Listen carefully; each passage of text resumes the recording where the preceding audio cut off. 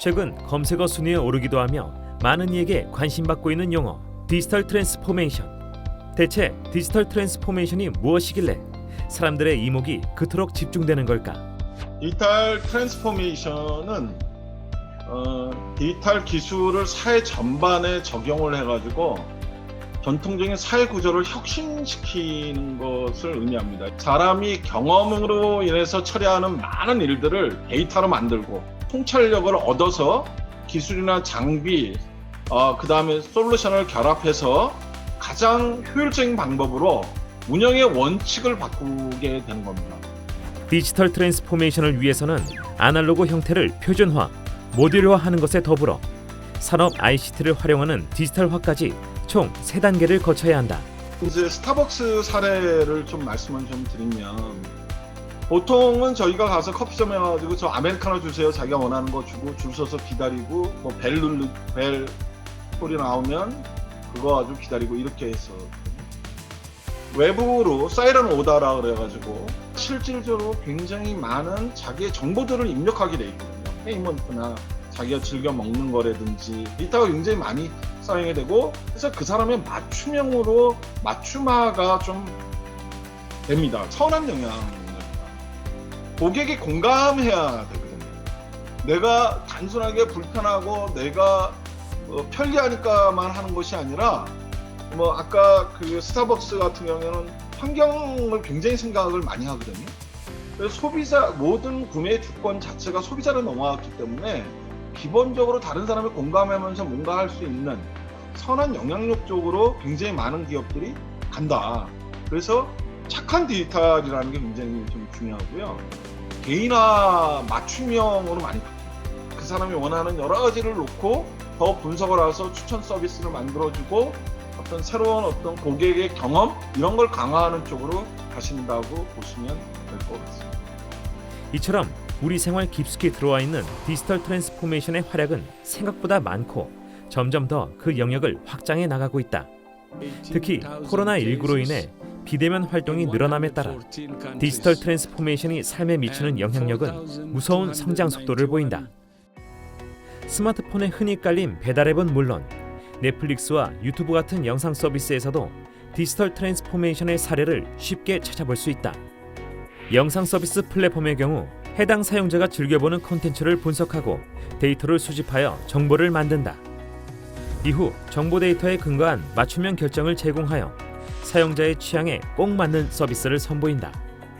고객이 원하는 시간대, 고객이 원하는 것을 제공하는 온디맨드 서비스.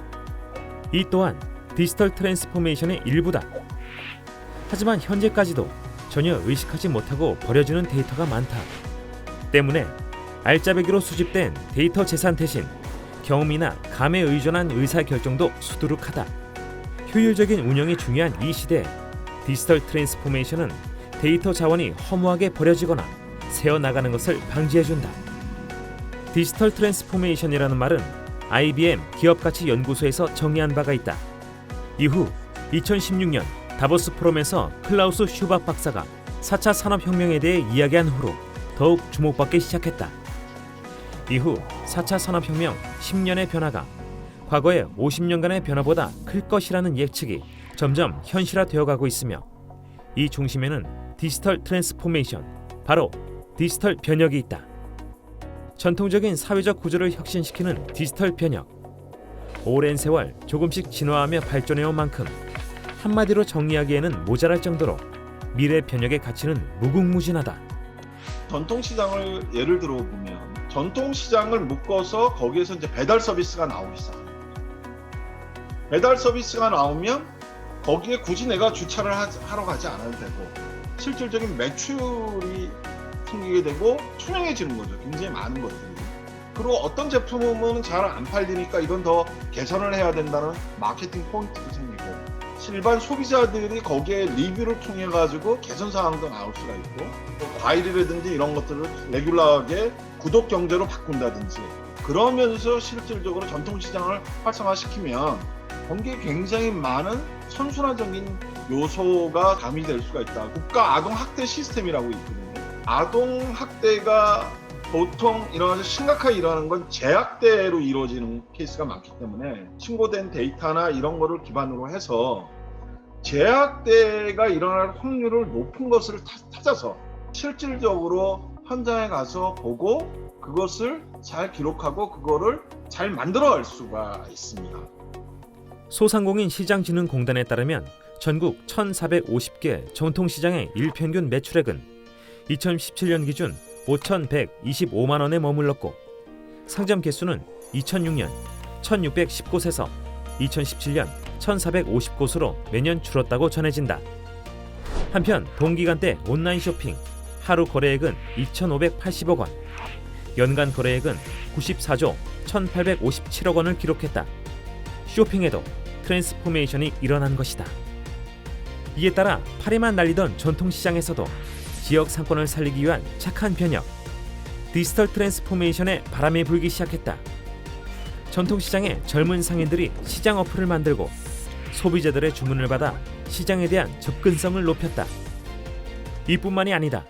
시장에서 날씨와 시기에 따라 더 잘 팔리는 것이 무엇인지 필요한 물건에 대한 확인은 물론 소비자의 취향에 따른 데이터들이 수시로 수집되어 확실한 정보로 작용했다.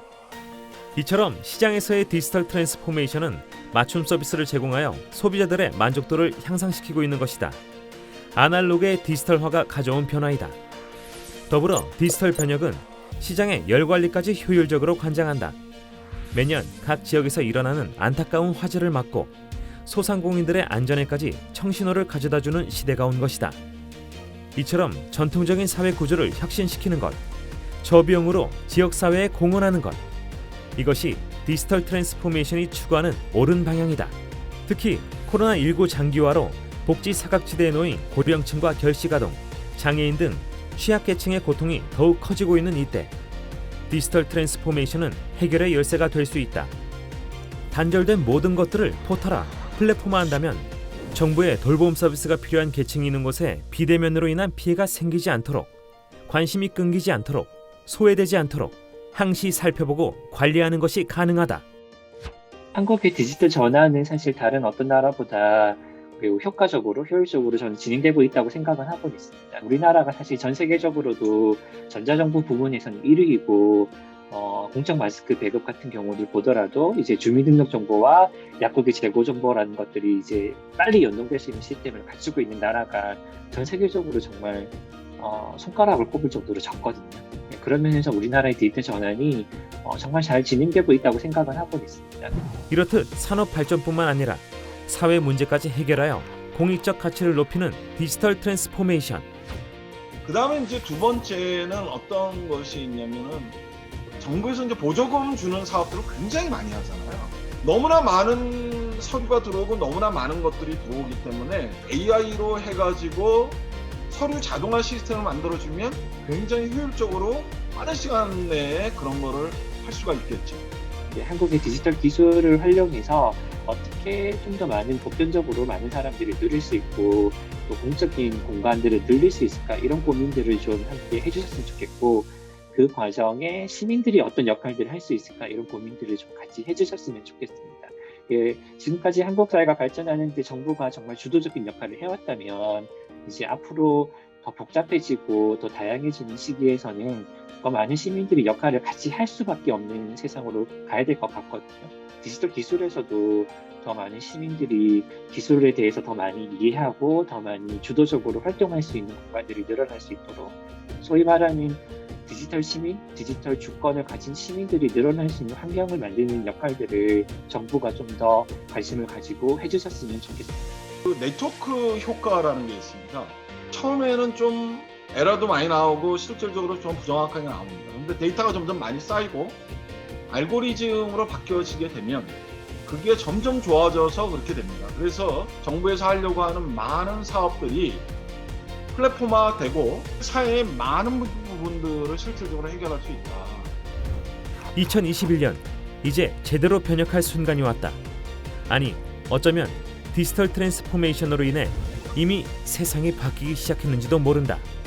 시간이 더 흐르기 전에 우리도 지금 당장 판을 바꾸는 대담한 사고로 디지털 트랜스포메이션을 주도해야 할 때이다.